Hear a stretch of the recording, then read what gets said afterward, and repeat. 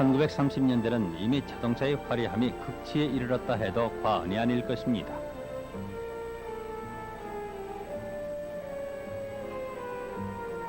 딱정벌레 모양의 이 은색자 실버 에러우는 너무나 화려하고 아름답지만 판매 실적은 정말 형편없었습니다. 그러나 가난과 실업이 늘어나기만 하던 때에도 부가티에게는 행운이 따라주었습니다. 로얄이라는 이 차는 더 이상 잘 만들 수 없을 만큼의 대단한 명작이었습니다. 광기와 인내심으로 유명한 에토르 부가티는 아들 장과 같이 일했는데 아들 장이 1939년 8월 11일 자동차 사고로 세상을 떠납니다. 부가티는 모든 방법을 동원해 튼튼한 자동차 차체 만들기에 전념합니다. 이것이 바로 강그로프입니다.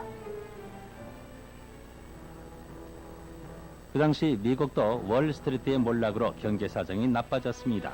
자동차 생산량은 15%나 줄고 3년 후에는 실업자 수가 1,300만 명으로 늘어납니다.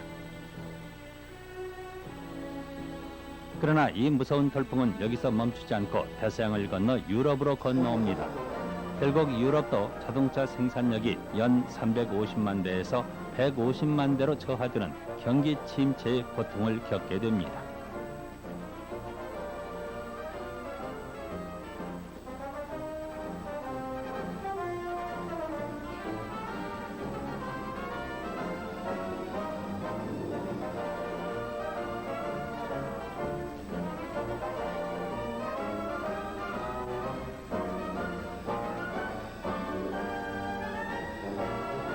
그러나 미국의 두젠버그가 타이론 파워를 위해 만든 금도금 차량은 비싼 가격에도 계속 잘 팔리는 이변을 낳았습니다.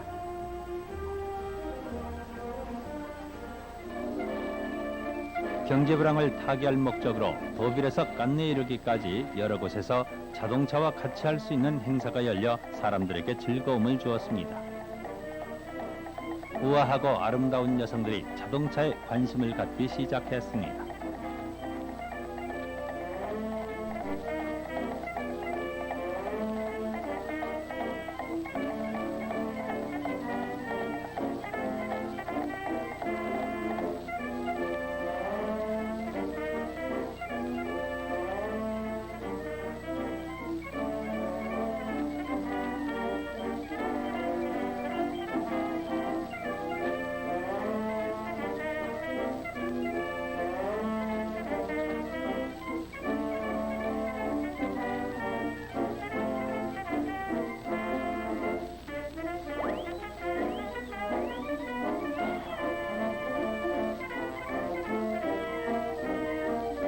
그러나 이 여성들은 손님을 끌어들이기 위해 억지 미소를 지어야 하는 선전용으로 쓰였을 뿐입니다.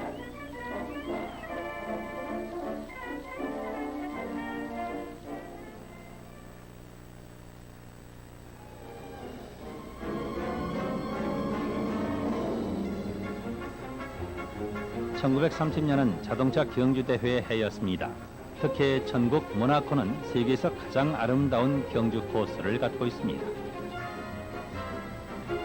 출발은 시내에서 하게 되어 있습니다. 이 경주에서는 부가티 소속의 차들이 거의 독주해 1, 2, 3위로 들어왔습니다.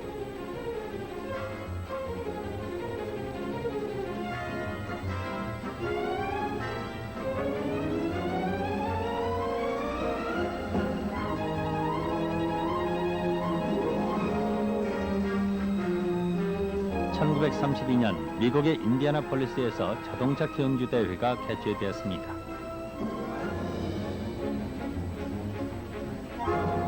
윌버셔는 시속 180km로 미친 듯이 달리다가 결국 코스를 이탈하고 차와 정비사를 바꾸고 다시 출발했습니다.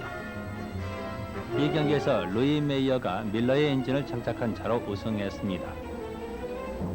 마치 검투사들의 시합 같았던 이 경주에서 5명이 사망했습니다. 가장 기본적인 안전 문제마저 무시됐던 이 경주가 바로 서커스 고개와 같은 위험한 경주대회의 시초였던 것입니다.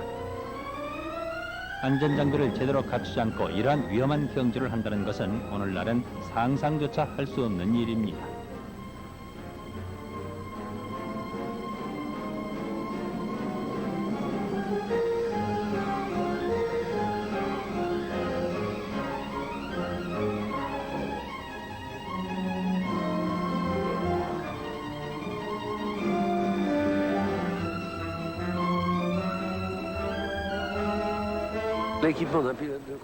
그때는 자동차 경주를 위한 특별한 복장 같은 것은 없었지요.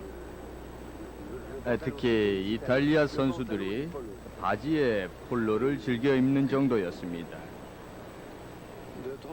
3, 40년대는 주로 프로 선수만이 활동했습니다. 르망 경주만은 예외였지만요. 간혹 아마추어 선수들도 참가했으니까요. 그 당시에는 헬멧이라는 것도 존재하지 않았습니다. 그저 머리띠를 하거나 목에 스카프를 두르고 참가하는 정도였습니다. 그래도 손에 장갑은 꼭 끼었어요.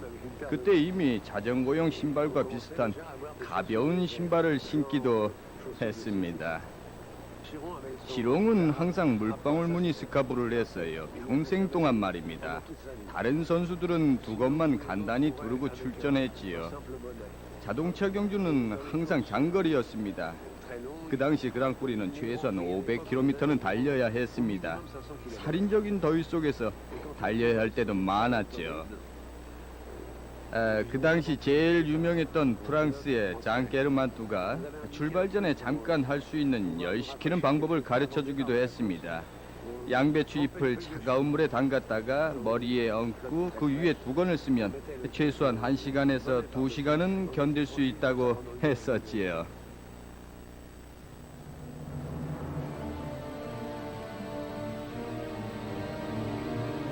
독일에서는 나치들이 세력을 확대하고 있었습니다.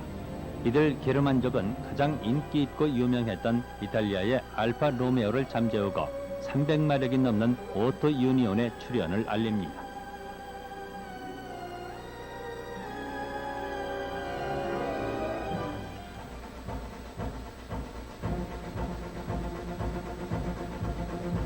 베를린의 경주는 많은 비 속에서 진행되었습니다. 이 비로 타이어가 제 기능을 발휘하지 못한 것 같습니다. 그러나 여기서 얻어진 승리는 위험 속에서 얻어진 소중한 것이었으며 정비사들은 이런 사실을 그 누구보다도 더 잘 알고 있었습니다.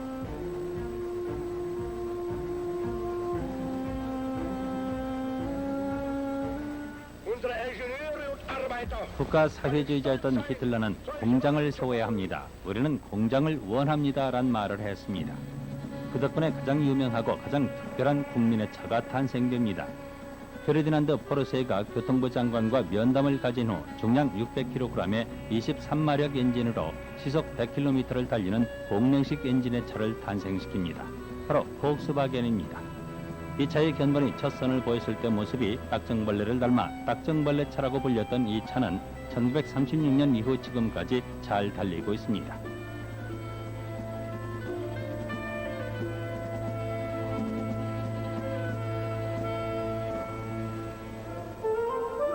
폭스바겐은 도로가 아닌 곳에서도 많은 실험을 거칩니다.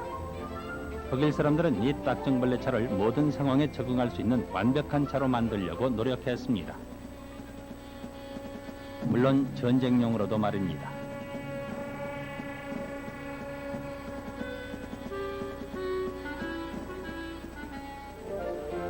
고속도로에서는 수만 킬로미터를 달리게 하는 실험도 계속됩니다.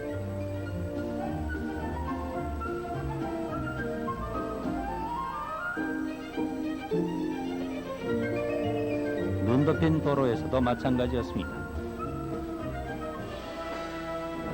마침내 공장 건설이 추진되었습니다. 히틀러는 이 공장에 들어가는 자금에 대해서는 전혀 아끼지 않았습니다.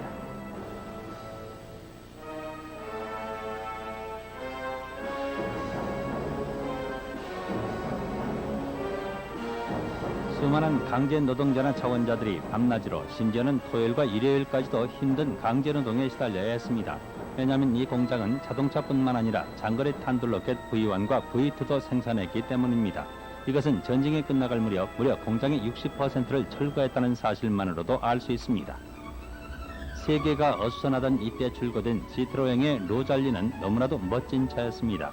소문은 빠르게 확산됐고 이 차의 인기는 당시 유명한 가수 뱅상 스코토의 인기보다도 오래 지속되었습니다.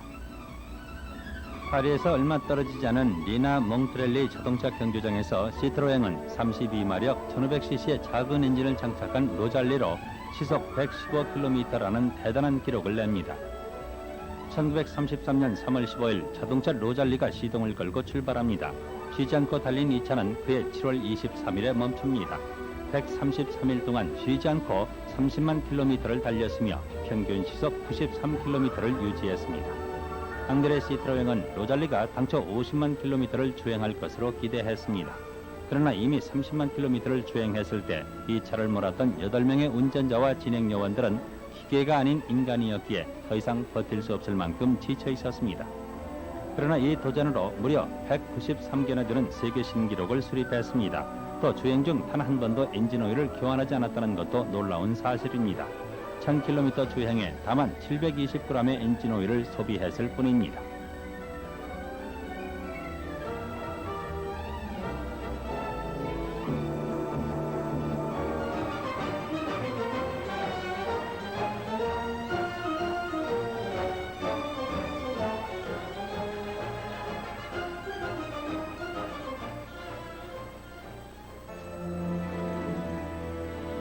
시트로행의 또 다른 모험은 중국 횡단이었습니다. 시트로행은 이 횡단을 위해 43명의 인원과 14대의 무한궤도 차량을 동원했습니다. 시트로행은 지중해에서 출발해 베이징에 도착하는 마르코폴로의 경로로 실크로드를 따라 중국 횡단을 결심했습니다. 45마력의 엔진을 장착한 차들은 때로는 모래를 삼켜가며 해발 4,000m 이상의 고개를 넘어야만 했습니다. 도로가 없을 때에는 견인차에 차를 얹어서 전진했습니다. 경사가 심한 언덕에서는 몇 번씩 시동을 꺼트려가며 넘어갔습니다.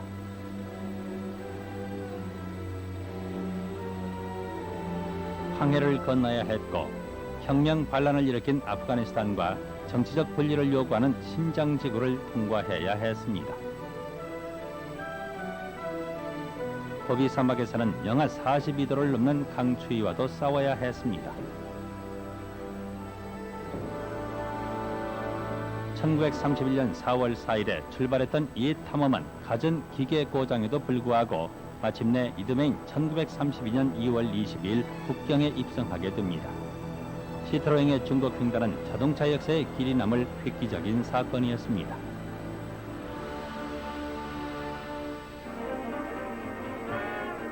(1933년) 맹렬 미국인 캠벨은 델토나 해변에서 블루버드라는 이름의 차로 시속 408km를 달성했습니다. 같은 시기에 프랑스는 보조 201 모델을 선보입니다.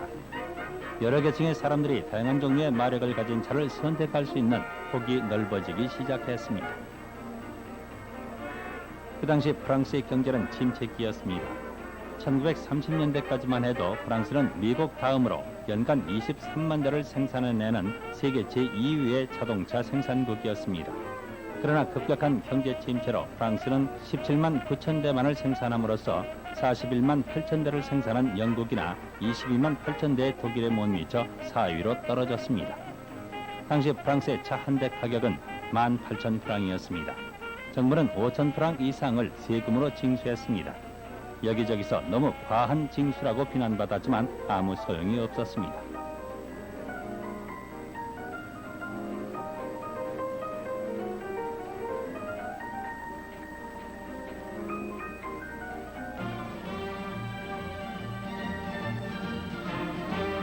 자동차 제작자로서 최고의 명성을 누렸던 루이 르노는 대단한 몽상가였습니다. 모두 그를 비앙꾸르를 지키는 신이라고 했습니다. 그는 완벽에 가까운 차를 생산했음에도 불구하고 다른 차들과의 경쟁력은 점점 떨어졌습니다. 자동차의 모양을 바꿀 필요가 있다는 여론도 나오기 시작했습니다.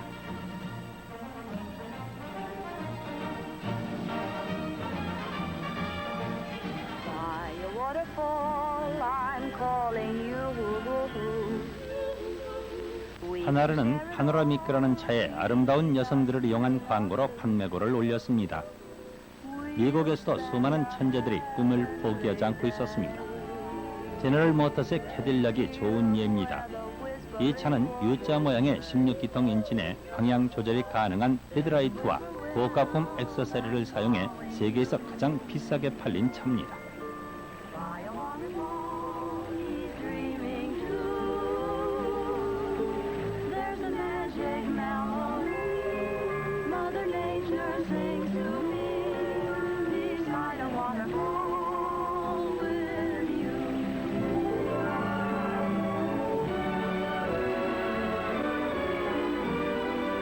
화려한 외관의 이 차는 유성영화 시대가 낳은 첫 번째 스타 가수 알 존슨의 특별 주문으로 만들어진 세상에서 단 한 대밖에 존재하지 않는 차입니다.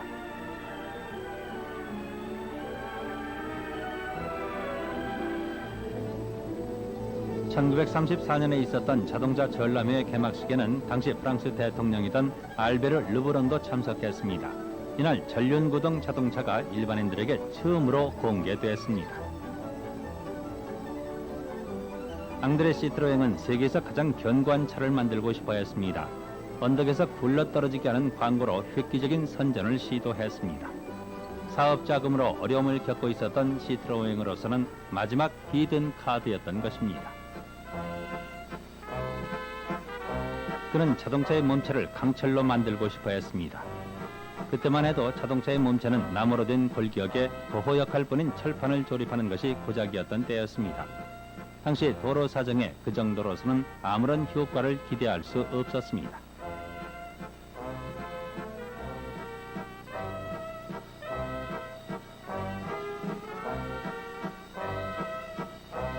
시트로앵은 필요한 기계를 사들였고 미국 회사 뷰드의 특허권을 사왔습니다. 새롭게 완성된 몸체는 나무 대신 강철로 페달을 만들고 금속판을 용접해서 만든 것이었습니다.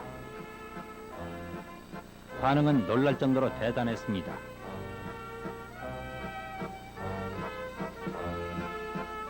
그러나 시트로앵은 뷰드의 특허권 때문에 해당 $2의 로열티를 지불해야 했습니다. 하지만 이제부터 본네트와 4개의 타이어가 달린 지금과 같은 모양의 자동차를 마음대로 선택할 수 있게 되었습니다.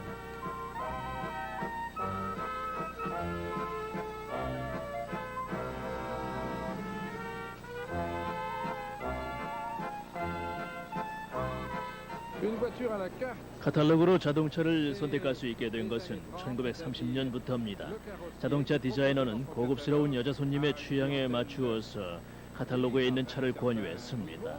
주로 여성들은 차 내부가 천이나 가죽으로 된 것을 선호했고 남성들은 자동차의 전체적인 면과 외관을 보고 결정했습니다.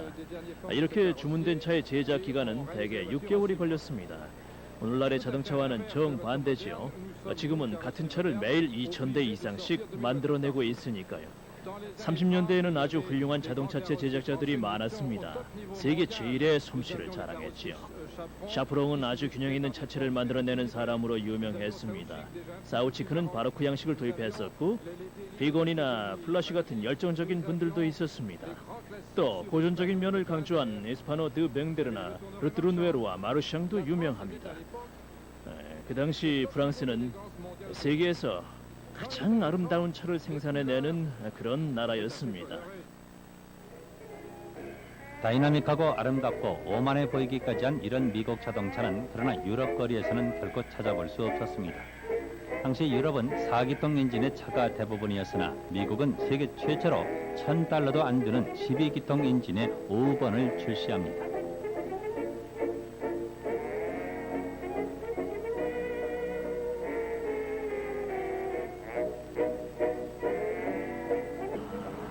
그러나 유럽의 자동차 제조업자들은 화려하고 오만하기까지 한 미국 자동차 때문에 희망을 잃진 않았습니다.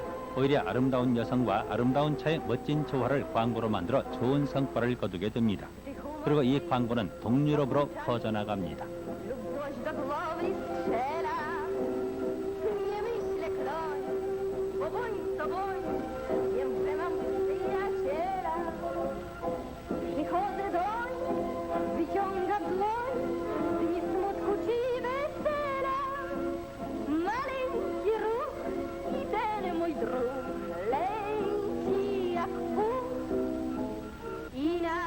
Bozie pierwszy klasy, druga sobie hen daleki świat. I niesie mnie przez sieci lasy, nasz polski świat, nasz polski świat. Nasz jego drogi, jak ładnie niezawodny, ten piękny właśnie nasz polski świat. 1939년 부조 402가 출시됩니다. 바로 그의 앙드레 시트로앵이 사망합니다. 그리고 아름다운 미소와 함께 가장 우아한 여성을 뽑는 엘레강스 콩쿠르에 자동차가 동행합니다. 네, 릴리안 그리즈 양입니다. 자자, 차에서 내려주시겠습니까? 네네네, 좋습니다. 자, 꽃을 받으시죠. 아름다운 꽃과 완벽한 조화를 이루는 그리즈 양입니다. 자, 앞쪽으로 나오시겠습니까?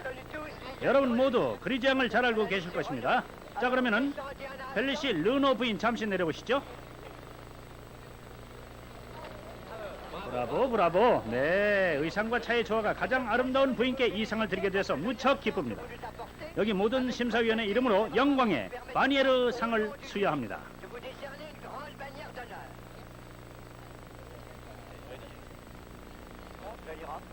Bravo. Il y a de la ligne dans la voiture et de la ligne dans la femme. Et ça ne se démode jamais. Tous nos compliments. 독일의 뉴르부르근에서 그의 가장 큰 시합이 있었습니다.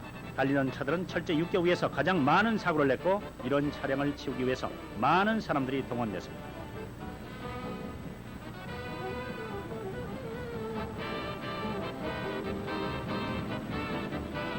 이날 환상적인 자동차 경주 대회에서는 누블라리 덕분에 알파 로메오가 우승을 차지합니다. 메르세데스는 두 경기를 제외한 모든 유럽 경기에서 우승을 차지했습니다. 그러나 까라찌올라가 가장 우리와 같은 큰 박수갈채를 받았습니다.